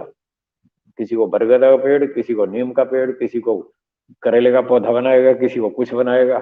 ये सबको दंड मिलने वाला है, कोई बचने वाला नहीं है। पर भोगना इसलिए पड़ रहा है क्योंकि हमने यहाँ जन्म लिया। तो जब तक जन्म लेंगे तब तक हमको यहाँ संसार में अन्याय का दुख भोगना पड़ेगा। अगर कोई इससे बचना चाहता हो तो उसका एक ही रास्ता है, वो है मोक्ष। मोक्ष प्राप्त करो, इस जन्म मरण के चक्कर से बाहर निकलो। जब एक बार इस चक्र से बाहर निकल गए, आपने अगला जन्म नहीं लिया, तो फिर हमारी गारंटी, कोई आपको छू जाए तब बताना। मोक्ष में कोई किसी को छू नहीं सकता, कोई किसी को तंग नहीं कर सकता, वहां कोई अत्याचार हो ही नहीं सकता, क्योंकि वहां पर शरीर नहीं है। जब तक हमारे पास शरीर है, कोई हमको परेशान कर सकता है। तो ये उसका अंतिम उपाय है, मोक्ष प्राप्त करें तो फिर आप पर कोई अत्याचार, अन्याय नहीं कर पाएगा। इस बात को समझना है। जो लोग समझ लेते हैं वो मोक्ष के लिए मेहनत करते हैं, अपने मोक्ष में निकल लेते हैं। मैं भी मोक्ष में जा रहा हूँ, आपको चलना हो तो आ जाओ, तैयारी कर लो। क्योंकि मुझे ये बात समझ में आ गई, जब तक जन्म लूंगा लोग छोड़ेंगे नहीं, कोई ना कोई अत्याचार करेगा। जी जी गुरु जी, यानी कि जो उन बच्चियों के साथ हो रहा है या उन बच्चों के साथ हो रहा है या किसी के साथ ऐसा हो रहा है, तो वो दूसरे जीव की स्वतंत्रता से हो रहा है। जी जी। तो गुरु जी, अगला प्रश्न ये है कि जीव, मनुष्य जो सुख दुख प्राप्त करता है, क्या वह सब उसी के किए कर्मों का फल है या दूसरे के द्वारा भी सुख दुख दिए जा सकते हैं? ये तो वही आपने पीछे बता दिया है, लेकिन एक बार इस पे जी और थोड़ा अब फिर दोहरा स्पष्टीकरण। देता हूं मैं, फिर जी। दोहरा देता हूं कि जो भी हमारे जीवन में हमें सुख दुख मिलता है, वो सारा का सारा हमारा कर्मफल नहीं है। जहां जहां हमें ये लगता है कि ये तो हमें न्याय से मिला सुख दुख, जैसे एक व्यक्ति ने नौकरी की, 1 महीना काम किया, उसको पहली तारीख को 60,000 रुपये वेतन मिला। तो उसने 60,000 निश्चित किया था, 60 का 60 मिला, पूरा ठीक ठाक मिल गया। तो वो कहता है हाँ, मुझे न्याय से मिला। जब न्याय से मिला तो कर्मफल है, और जब अन्याय हो तो कर्मफल नहीं है। बिना कर्मफल के भी बहुत सारा दुख भोगना पड़ता है। अब एक कर्मचारी ने 60,000 वेतन निश्चित किया था, पूरा महीना ठीक से काम किया, उसको 60 मिलना चाहिए। उसके अधिकारी ने 10,000 काट लिए, 50,000 दिए। अब वो कहेगा साहब मेरे साथ तो बड़ा अन्याय हुआ, मेरा 10,000 काट लिया, क्यों काट लिया? वो शिकायत करेगा। तो जब व्यक्ति शिकायत करे कि मेरे साथ तो अन्याय हो रहा है, तो समझ लीजिए ये सारा कर्मफल नहीं है। जहां जहां जी। शिकायत होगी वो सब अन्याय है, वो कर्मफल नहीं। और जहां शिकायत कुछ नहीं है, 60,000 तय किया, 60,000 पूरा मिला, कोई समस्या नहीं है, ये कर्मफल है। जी जी गुरु जी। अच्छा, दर्शकों में से ही किसी एक व्यक्ति ने आपके एक उत्तर पे पूछा था कि किसी चींटी पतंगों को मारना और किसी बड़े जीव को मारना, क्या इसका पाप का फल एक ही समान होता है या भिन्न भिन्न होता है? हाँ, तो छोटे प्राणी को मारने का दंड अलग है, कम है। बड़े प्राणी को मारेंगे तो दंड अधिक होगा। इसके दंड के कम अधिक होने का आधार यह है कि हमारे कर्म से संसार को हानि कितनी हुई। जितनी हानि हम्म। होगी उस आधार पर दंड मिलेगा। यदि हानि 10 रुपए की हुई तो 10 रुपए का दंड, हमारे अपराध से हानि 100 रुपए की हुई तो 100 रुपए का दंड, अगर 2000 की हानि हुई तो 2000 का दंड। जितनी हम हानि करेंगे उतना दंड होगा। और दूसरी बात, जितना हमारे काम से दूसरों को लाभ होगा, सुख मिलेगा, उतना पुण्य भी मिलेगा। तो दंड की मात्रा हमारे अपराध की मात्रा पर आधारित है। ऐसे ही इनाम की मात्रा भी हमारे उस बात पर आधारित है कि हमसे दूसरों को कितना सुख मिला, कितना लाभ हुआ, ऐसा जानना चाहिए। तो चींटी आदि प्राणियों का मूल्य कम है, हाथी का मूल्य अधिक है। तो एक चींटी मार दी तो कम दंड मिलेगा, क्योंकि उससे नुकसान जगत का कम हुआ। एक हाथी मार दिए तो बड़ा नुकसान हुआ, उसका दंड अधिक होगा। इस तरह से समझना चाहिए।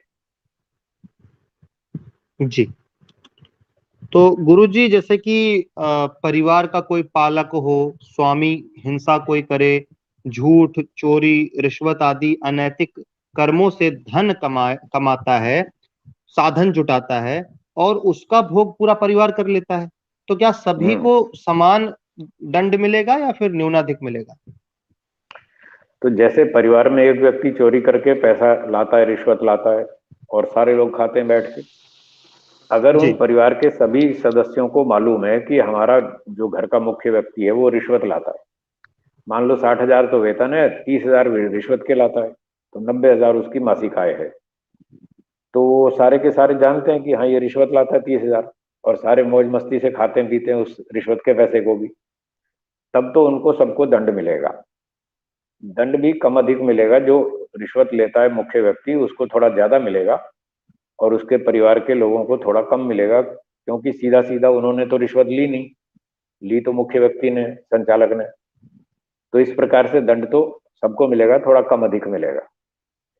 लेकिन अगर परिवार के लोग मना कर दें कि भाई हम तो 60,000 में ही खुश हैं, आप जितना कमाते हो ईमानदारी से हम उतने में ही खुश हैं, हमें 30,000 रिश्वत का पैसा नहीं चाहिए, हमारे कारण से मत लाना, हम इसका समर्थन नहीं करते। शुरू में मैंने कहा था ना, कृत, कारित, अनुमोदित। अब वो कह रहे हैं हम आपका अनुमोदन नहीं करते, हम तो 60,000 में ही गुजारा कर लेंगे, घी नहीं खाएंगे थोड़ा तेल खा लेंगे, 4 रोटी नहीं खाएंगे चुपड़ के, थोड़ी सूखी खा लेंगे, 3 खा लेंगे, पर 60 में गुजारा कर लेंगे, हमको नहीं चाहिए तुम्हारा 30,000 रिश्वत का। और वो खाते भी नहीं उस पैसे में से, 60,000 में से ही खा के अपना गुजारा कर लेते हैं। तो ऐसी स्थिति में परिवार के सदस्यों को दंड नहीं मिलेगा, उन्होंने खाया ही नहीं, ना समर्थन किया ना पैसा खाया, बेईमानी वाला, ईमानदारी वाला खाया, तो उनको पाप नहीं लगेगा, कोई दंड नहीं मिलेगा। फिर अकेले उसी को दंड मिलेगा जो चोरी करके ला रहा है, और वो उसका अकेला ही भोग कर रहा है, तो वो उसी को दंड मिलेगा जो मुख्य व्यक्ति है। जी। जी गुरु जी। अगला जो प्रश्न है वो यह है कि अ, अच्छे और बुरे कर्म समान रूप से कोई करे तो क्या दोनों मिल करके उसका फल निष्क्रिय हो जाएगा? जैसे कि कोई 2 रुपए चोरी करके और 2 रुपए दान कर दिया तो उसको दोनों चीजों का फल ना मिले, क्योंकि बराबर हम्म। किया उसने। इसका क्या है? तो इसका उत्तर मैंने बीच में दिया था कि कैंसिलेशन नहीं होता। अगर एक व्यक्ति ने 10 कर्म अच्छे किए और 4 बुरे किए, तो 10 में से 4 कैंसिल नहीं होंगे। 10 अच्छे किए, 4 बुरे किए, 14 कर्म किए, 14 फल मिलेंगे। 10 अच्छे कर्म, 10 अच्छे फल, 4 बुरे कर्म, 4 बुरे फल, नो कैंसिलेशन। जी।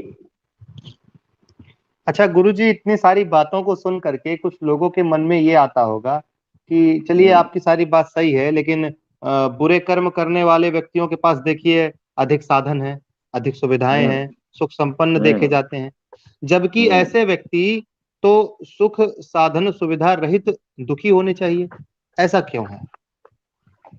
जो धनवान लोग हैं, बेईमानी करते हैं, बहुत पैसे जमा कर लिए, वो बड़े सुखी दिखते हैं, दिखते हैं, सुखी हैं नहीं। उनके पास साधन तो हैं, मकान है, मोटर गाड़ी है, नौकर चाकर है, सोना चांदी है, खाना पीना है, भौतिक सुविधाएं तो बहुत है उनके पास, पर वो सुखी नहीं है। सुख का संबंध तो मन से है। मन से तो बहुत परेशान है वो, बहुत टेंशन में है, चिंता में है। एक बड़े सेठ जी के यहाँ गया था मैं, बंबई के बड़े सेठ थे, वो कह रहे थे मैं 24 में से 23.5 घंटा टेंशन में रहता हूँ, मुझे नींद नहीं आती, मैं रात को ऐसे नींद की गोली खा के नशे में पड़ा रहता हूँ, नींद थोड़ी आती। बस आधा हम्म। घंटा सुबह मॉर्निंग वॉक पे जाता हूँ, थोड़े दोस्त मिल जाते हैं 2 4, थोड़ा हंस लेता हूँ, बस वही अच्छा लगता है, आधा घंटा, घर आते ही फिर टेंशन शुरू हो जाती है। तो उनके पास पैसा बहुत है, साधन बहुत है, नौकर चाकर बहुत है, सुखी नहीं है, सुख नहीं है उनके पास। ये लोगों को भ्रांति है वो बहुत सुखी है। और जो कमजोर आदमी है, ईमानदार है, मेहनती है, पुरुषार्थी है, साधन कम है उसके पास, क्योंकि दूसरे लोग उससे छीन लेते हैं, उसको साधन देते ही नहीं, और जैसे तैसे वो लेता भी है तो फिर जी उससे भी छीन लेते हैं। तो बेचारे के पास साधन भले ही कम है, लेकिन वो जितनी शांति से सोता है रात को और दिन भर जितना मस्त रहता है, बिना टेंशन के जीता है, ये बड़ा सुख है। तो ये समझना चाहिए, जो ईमानदार है वो सुखी है, साधन भले ही कम हो पर वो सुखी है, मन से बहुत प्रसन्न है, शांत है। और पैसे वाला साधन संपन्न भले ही हो पर वो दुखी है, इस जन्म में भी परेशान है, और अगले जन्म में फिर ईश्वर उसको बताया था, शेर, भेड़िया, बैल, घोड़ा, कुत्ता, हाथी, बंदर बनाएगा, वृक्ष बनाएगा, छोड़ेगा थोड़ी। तो इसलिए ये देख करके हमें सेठों की नकल नहीं करनी चाहिए कि बहुत धनवान है और बहुत सुखी है, बिल्कुल नहीं करनी चाहिए। मेहनत से कमाओ, दो रोटी कमाओ, प्रभु का गुण गाओ, खाओ पियो और मस्त रहो, ये जीवन अच्छा है जी। अच्छा गुरुजी, एक बात और ज्यादा देखी जाती है कि महिला पुरुष, तो महिला सोचती है कि मैं पुरुष होती, या मुझे ईश्वर ने महिला क्यों बना दिया, मैं पुरुष होती तो ये कार्य कर लेती। यही ठीक पुरुष भी सोच सकता है कि महिला होता तो घर में रहता सही था, ये पुरुष बन गया, पूरा घर के सारे काम देखना, पूरी जिम्मेवारी देखना। तो ये जो महिला और पुरुष, स्त्री और पुरुष जो जन्म मिलता है, क्या ये भी किसी कर्मों का फल है? हाँ, स्त्री का जन्म, पुरुष का जन्म, ये भी कर्मों का फल है। देखिए, किसी आत्मा को स्त्री का शरीर दिया, किसी को पुरुष का दिया, किसने दिया? ईश्वर ने। ईश्वर ही देता है, और तो किसी के बस का नहीं है। अब जी ईश्वर है न्यायकारी, जो न्यायकारी होता है बिना कर्म के फल देता नहीं। तो सीधी बात है, जो भी दिया शरीर वो कर्मों का फल है, ईश्वर ने दिया। इसलिए मनुष्यों ने दिया होता तो हम शायद सोच भी सकते थे कुछ अन्याय किया होगा, कुछ गड़बड़ की होगी, घोटाला किया होगा, पर ये तो ईश्वर का दिया हुआ है शरीर, स्त्री का हो या पुरुष का, जो भी है ईश्वर ने दिया। ईश्वर न्यायकारी है, वो घोटाला कभी नहीं करता। तो ये सब कर्मों का ही फल है जी। जी। इसके बाद गुरुजी, दो तीन और प्रश्न मेरे बचे हुए हैं, उसके बाद कुछ दर्शकों के भी प्रश्न ले लिए जाएंगे। तो ठीक गुरुजी, है। अगला प्रश्न ये है कि व्यक्ति जब 50% से अधिक पाप करता है तो पशु आदि नीच शरीर में जाता है, पुनः उसे मनुष्य शरीर कब मिलता है?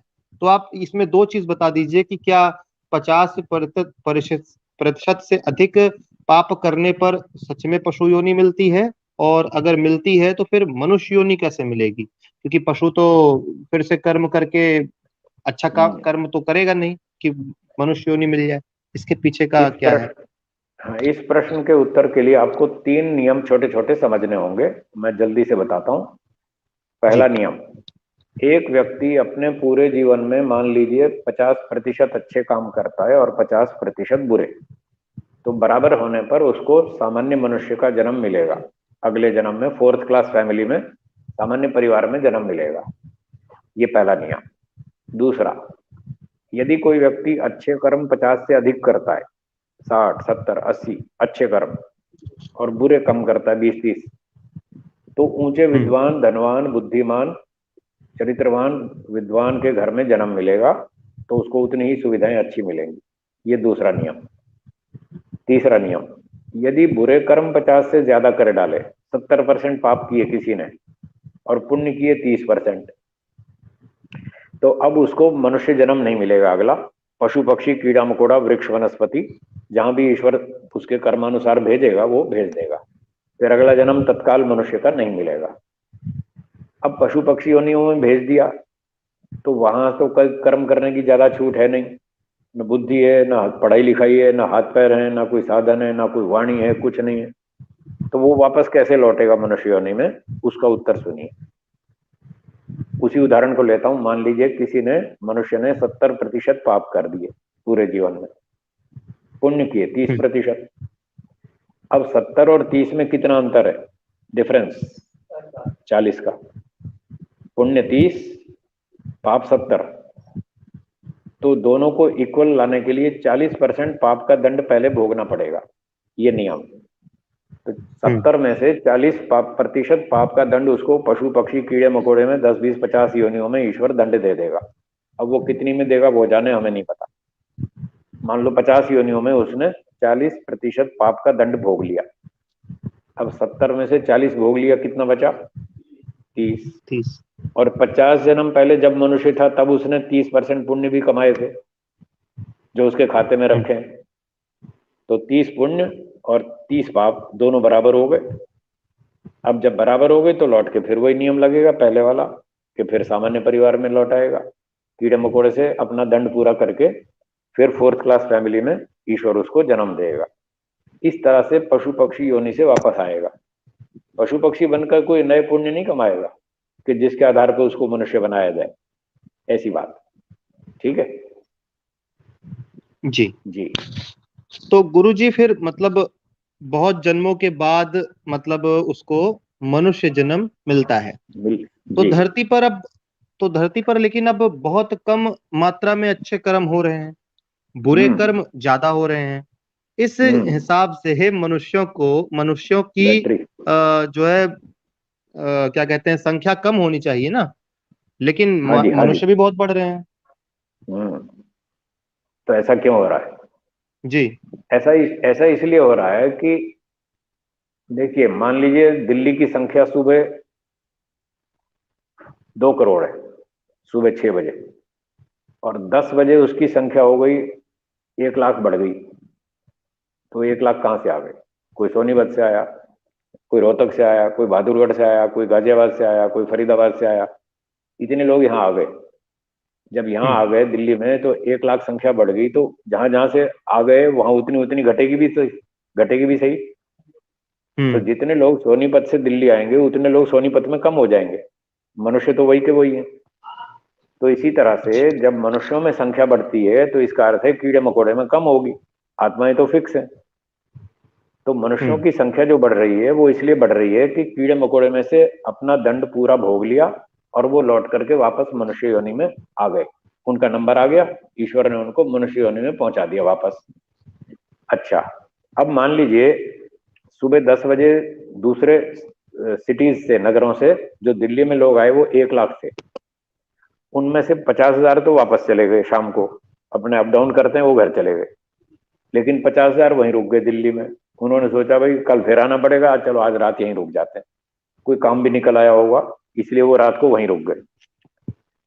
तो अब जो थी, कल तो संख्या थी 2 करोड़ और आज 50,000 अधिक है। ये बढ़ गई ना संख्या। इसलिए बढ़ गई कि जब सुबह आए थे वो आए थे 1 लाख और शाम को जब गए तो 50,000 गए, तो यहाँ की संख्या बढ़ गई। ठीक है, वापस कम गए और एंट्री ज्यादा हुई दिल्ली में, इसलिए संख्या बढ़ गई। अब यही बात यहाँ पर है कि मनुष्य योनि में जो आत्माएं लौट रही हैं और उनकी इनकमिंग हो रही है मनुष्य योनि में, वो तो हो रही है ज्यादा, और जो आउट गोइंग है वो हो रही है कम।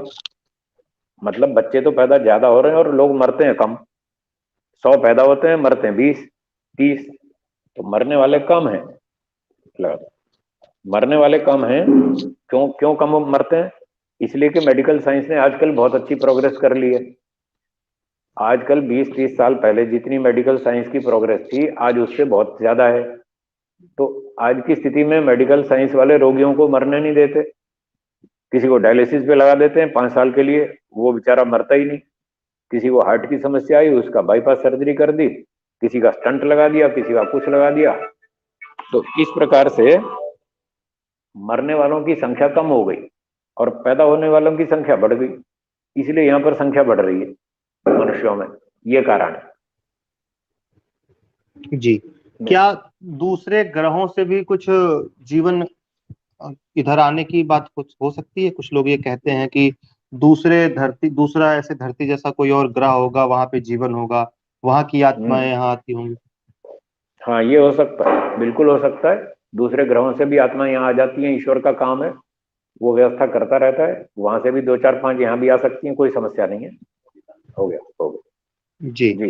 अंतिम प्रश्न है गुरुजी कि क्या जाति, आयु, भोग निश्चित है या इन्हें घटाया बढ़ाया जा सकता है? इसकी सीमा क्या होगी? जाति आयु भोग जो है वो जन्म के समय ईश्वर हमें नाप तोल कर देता है,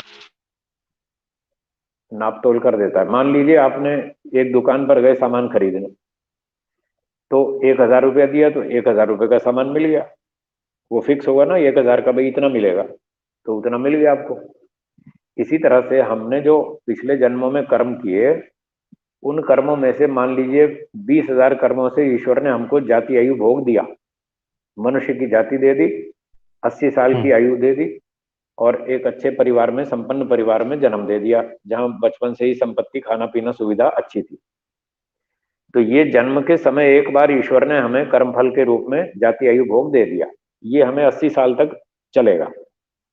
अब 5 साल की उम्र में बच्चा स्कूल जाएगा, पढ़ाई करेगा, खेलेगा कूदेगा, अपने गुणों का विकास करेगा, तो आगे वो विकसित हो जाएगा तो अच्छे पैसे और कमा लेगा।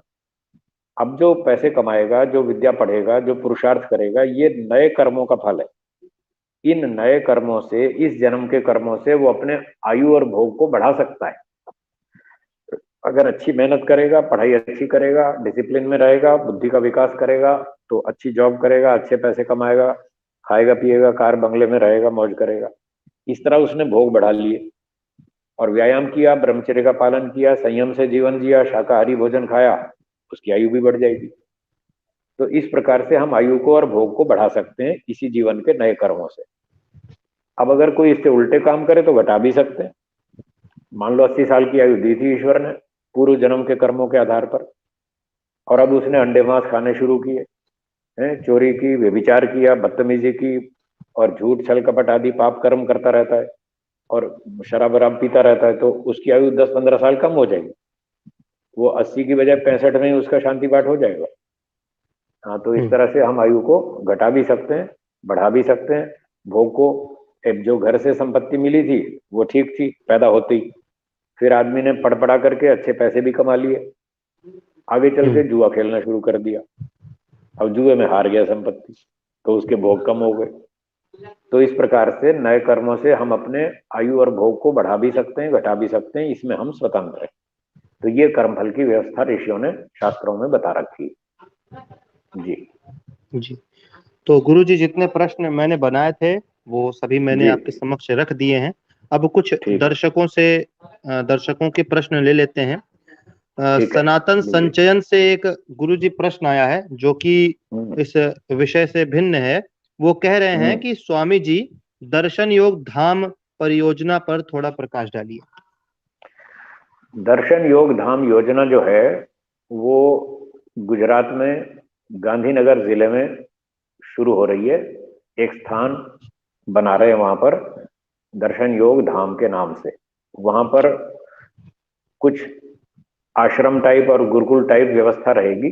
कुछ ब्रह्मचारी लोग पढ़ेंगे और वानप्रस्थी लोग रहेंगे, सन्यासी लोग रहेंगे, जो प्रचारक लोग हैं, वेद प्रचारक, उनको रखेंगे, उनकी खाने रहने की सारी सुविधाएं बनाई जाएंगी, और वे अपना वृद्धावस्था भी वहाँ काट सकते हैं आराम से। उनके लिए सब प्रकार की सुविधाएं होंगी, पठन पाठन व्यवस्था होगी, और इस तरह की एक योजना है। तो आप लोग उसमें अगर रुचि रखते हो तो अच्छी बात है, वहाँ संपर्क करें। आचार्य प्रियेश जी उसके, दिनेश जी, आचार्य दिनेश जी, आचार्य प्रियेश जी, ये लोग उसके मुख्य कार्यकर्ता हैं जो इस काम को संभालते हैं। उनसे संपर्क करें और वे आपको और विस्तार से बता देंगे जी। जी, अगला प्रश्न रोहित शर्मा जी का है कि साधारण मनुष्य को कैसे पता कि यह जो कार्य वो कर रहा है वो मोक्ष के लिए कर रहा है? तो देखिए, मोक्ष के लिए वो व्यक्ति कर्म करता है जिसको संसार से वैराग्य हो जाए। संसार के सुख उसको नहीं चाहिए, उसको यहाँ पर दुख दिखता है संसार में, वो बार बार जन्म लेना नहीं चाहता। शास्त्रों को पढ़ता है, अध्ययन करता है, संसार के व्यवहार को देखता है, लोगों को देखता है कि यहाँ पर तो अन्याय अत्याचार बहुत है, यहाँ बार बार जन्म लेने में कोई फायदा नहीं है, मोक्ष में जाना चाहिए, तो हम मोक्ष के लिए क्या करें। वह वेदों को पढ़ेगा, शास्त्रों का अध्ययन करेगा, परोपकार समाज सेवा करेगा, जो भी उसके पास संपत्ति है उसमें से थोड़ा दान भी करेगा। और इस प्रकार से जब वो मोक्ष को लक्ष्य बनाकर जब कर्म करेगा तो उसको पता चल जाएगा कि मैं मोक्ष के लिए काम कर रहा हूं, और जब तक उसको इतनी जानकारी नहीं है, मोक्ष में रुचि नहीं है, उसको संसार में ही सुख दिखता है, तो वो तो फिर संसार के सुख के लिए ही काम करेगा, इसी पर्पज से करेगा कि मुझे यहाँ सुख मिलेगा। लाइट जला दो। तो इस प्रकार से वो पता लगा सकता है कि मैं सांसारिक सुख के लिए काम कर रहा हूं या मोक्ष के लिए कर रहा हूं। जी जी, शैलेंद्र नाथ जी पूछ रहे हैं, ओम नमस्ते स्वामी जी, मुक्ति से लौटने और फिर जन्म लेने में क्या यह भी कर्म फल है? जी हाँ, मुक्ति से लौटेंगे फिर वापस जन्म लेंगे, ये भी कर्मों का फल है। जैसे अभी बताया था, दो प्रकार के कर्म हैं, सकाम और निष्काम। जब सकाम कर्म करेंगे तो जातीय भोग संसार में जन्म मिलेगा, और निष्काम कर्म करेंगे तो उसका फल मोक्ष में मिलेगा। जब मोक्ष का फल पूरा हो जाएगा, मोक्ष भी एक सीमित समय के लिए, लिमिटेड टाइम है उसका, वो भी कर्मों का फल निश्चित है। 36,000 बार ये सृष्टि बनती है और 36,000 बार प्रलय होती है, नष्ट होती है। दोनों टाइम मिला करके इतना समय मुक्ति का है। जब ये मुक्ति का समय में हम आत्मा मोक्ष में रहेंगे, ईश्वर का आनंद ले लेंगे, फिर वो हमारा कर्मफल पूरा हो जाएगा। और जो हमारे खाते में सकाम कर्म बचे हुए हैं, उन बचे हुए कर्मों का फल भोगने के लिए फिर संसार में वापस लौटना पड़ेगा, और कर्मों के फल से ही हमको यहाँ वापस जन्म मिलेगा। तो इस तरह से जाना भी मोक्ष में, वो भी कर्म फल है, और लौट के फिर जन्म लेना, ये भी कर्म फल है। मुफ्त में कुछ नहीं। जी छाया पटेल जी पूछ रही हैं, गुरु जी नमस्कार स्वामी जी, हमें मन में जो विचार आते हैं रहते हैं, उसका जिम्मेदार हमारा अपना आत्मा है या ईश्वर देते हैं विचार? हमारे मन में जो विचार आते हैं उसके जिम्मेदार हम खुद हैं, स्वयं हैं। ईश्वर कोई विचार अपनी ओर से नहीं देता। जैसे बताया था, कर्म करने में हम स्वतंत्र हैं। तो हमारे पास अपनी पिछली संपत्ति है संस्कार के रूप में, उन संस्कारों से हम विचार उठाते रहते हैं और उनसे योजनाएं बनाते हैं और उनसे आगे नए कर्म करते हैं। ये सारी जिम्मेदारी हमारी है। ईश्वर का हम पर इस तरह का कोई दबाव नहीं है। ईश्वर तो हमारा एक मित्र है, एक गुरु है, एक आचार्य है, वो हमारा सलाहकार है, हमको हर समय सलाह देता रहता है। जब हम गलत योजना बनाते हैं, गलत विचार उठाते हैं, तो ईश्वर सूचना देता है मित्र के समान, भाई ये काम ठीक नहीं है, मत करो। बस इतनी सलाह उसकी तरफ से होती है। और यदि वो काम अच्छा है, हमारा विचार अच्छा है, योजना ठीक है, तो ईश्वर हमें सपोर्ट कर देता है, करो करो, शाबाश, बहुत अच्छी बात है, खूब करो, इस तरह से। जी, अगला प्रश्न कयूर जी का है। ये पूछ रहे हैं कि प्रथम कर्म क्या है? पहला कर्म या जी प्रधान कर्म? ये प्रधान कर्म लिखा है सामने, तो प्रधान हाँ, पूछ रहे हैं या प्रधान कर्म जी, प्रधान प्रधान? कर्म अच्छा, क्या है? प्रधान कर्म जी का मतलब है कि हमने मान लीजिए 100 कर्म किए एक जीवन में, और 100 कर्म सारे तो एक जैसे हैं नहीं, इसलिए इन सारे कर्मों का फल तुरंत अगले जन्म में नहीं मिलेगा। अगले जन्म में कुछ कर्मों का फल मिलेगा, और जो हमें अगले जन्म में देने वाले बलवान कर्म हैं, उनका नाम है प्रधान कर्म। मान लीजिए 100 में से 80% कर्म ऐसे हैं जो आपस में बढ़िया हैं और मैच करते हैं, जिनका फल अगले जन्म में मनुष्य योनि में मिल सकता है। तो उन 80% कर्मों का नाम है प्रधान कर्म। बाकी जो 20% कर्म बच गए, जिनका फल इन 80 से मैच नहीं करता, मान लो 2% कर्म ऐसे हैं जिसका फल है कौवे की योनि में मिलेगा, 2 कर्म ऐसे हैं जिसका फल कुत्ते की योनि में भोगना है, और 80% ऐसे हैं जिसका फल मनुष्य योनि में भोगना है। तो ऐसे 2-2% वाले जो छोटे छोटे कर्म हैं, 20% टोटल, उनका नाम है गौण कर्म। वो हमारे खाते में जमा हो जाएंगे। और 80% कर्म जो हमें तुरंत अगला जन्म देंगे, उसका नाम है प्रधान कर्म। और जो अब 80% हमने किए, इससे मिलते जुलते कर्म जो हमारे स्टॉक में है, वो 10-20% वहां से पीछे से निकल कर आएंगे और इस 80 में जुड़ जाएंगे। इस तरह से 100 कर्मों का फल हमको अगला जन्म मिल जाएगा। तो जो इसी जन्म के मुख्य कर्म हैं, जिसके आधार पर हमको अगला जन्म डिसाइड होने वाला है, उन कर्मों का नाम है प्रधान कर्म। जी आर्य योगाभ्यास पूछ रहे हैं, नमस्ते आचार्य जी, जब हम कृषि कार्य करते हैं उसमें लाखों जीव की हत्या हो जाती है, तो उसमें पाप कितना लगता है? खेती में कुछ प्राणी मरते हैं, कीड़े मकोड़े आदि, चींटियां आदि कुछ मर जाते हैं, उसका पाप थोड़ा सा लगता है। और उसके साथ में जो हम अनाज पैदा करते हैं खेती में, उससे लाखों हजारों मनुष्यों की और गाय घोड़े पशु पक्षियों की रक्षा होती है, उसका पुण्य भी मिलता है। तो बहुत सारा 80-90% पुण्य होता है और 10-20% उसमें पाप लगता है। तो कुल मिलाकर पुण्य का भाग अधिक है।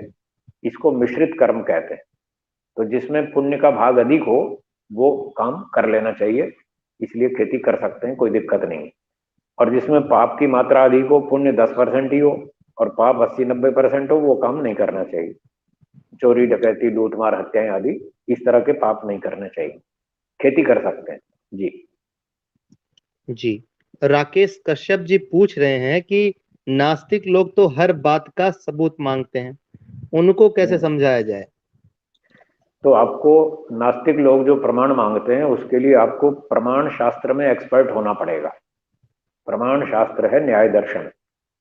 तो जो लोग नास्तिकों को पढ़ाना समझाना चाहते हैं वो न्याय दर्शन पढ़ें, खूब अच्छी तरह से पढ़ें, बार बार पढ़ें, वर्षों तक पढ़ें, तब जाके उनको ये कलाकारी बनेगी कि वो नास्तिकों को समझा सकें।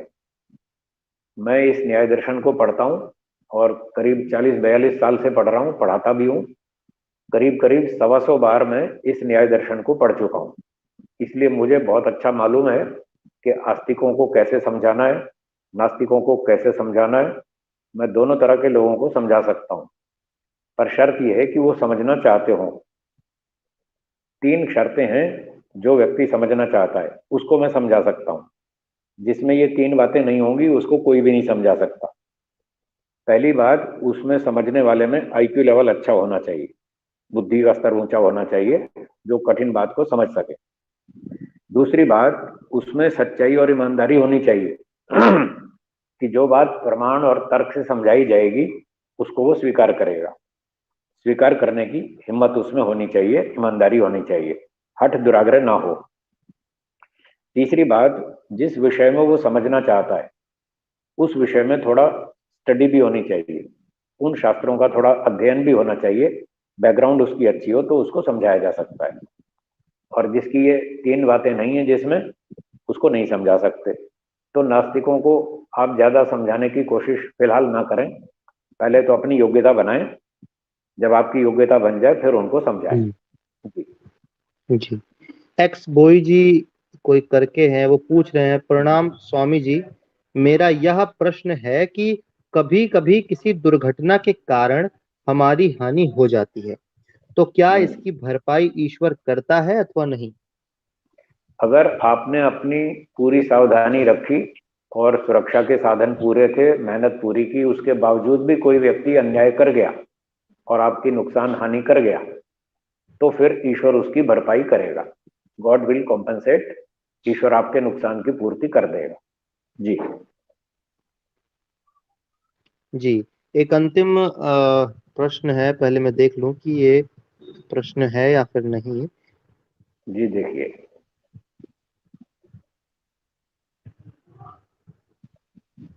जी, फिलहाल तो किसी का कोई प्रश्न नहीं है। एक अंतिम प्रश्न आया है कि भाग्य क्या होता है?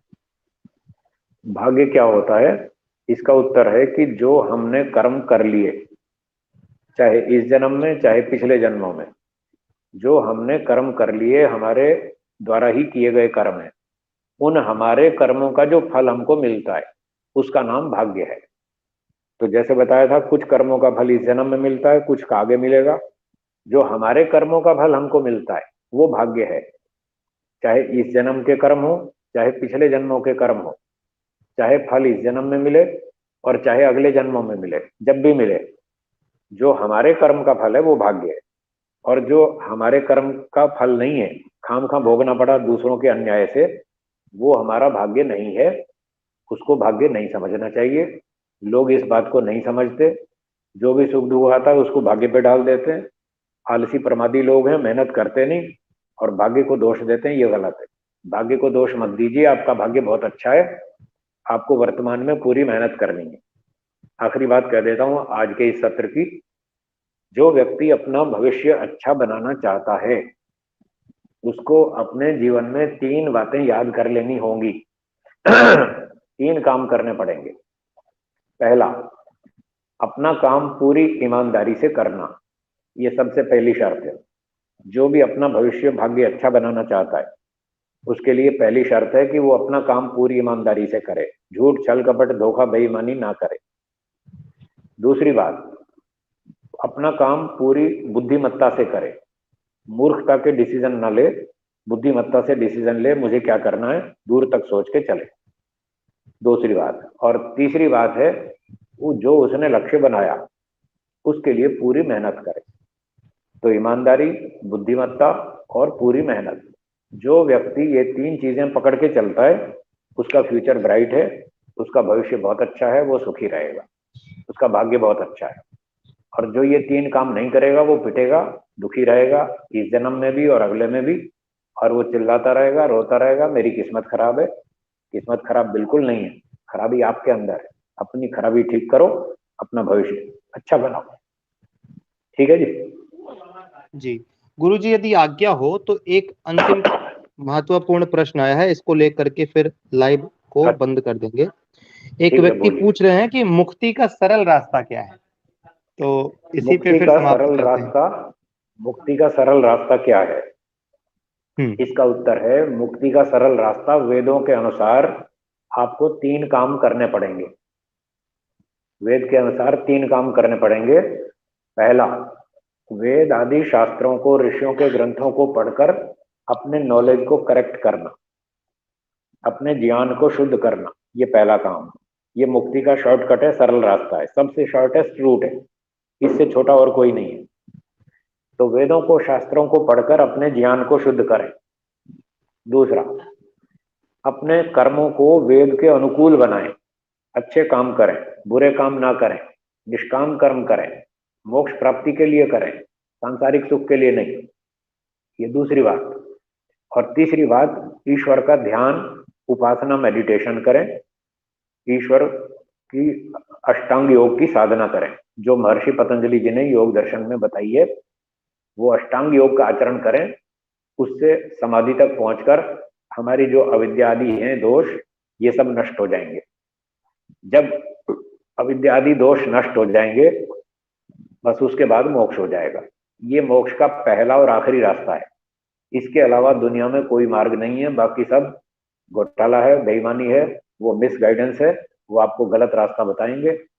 अपने घर की बात करेंगे, उनसे बचें, सावधानी का प्रयोग करें, वेदों के अनुसार चलें, अपने ज्ञान कर्म उपासना तीनों को शुद्ध करें, मोक्ष हो जाएगा। ठीक है जी। जी गुरु जी, आपका बहुत बहुत धन्यवाद। 1 घंटे का समय मैंने आपसे मांगा था, किंतु 1.5 घंटे आपने समय दिया, इसके लिए आपका जी बहुत बहुत धन्यवाद। जी, धन्यवाद। सत्य संवाह की पूरी टीम आपको आपका बहुत ऋणी है कि आप इस मंच से आकर के कर्म फल विषय को आपने रखा।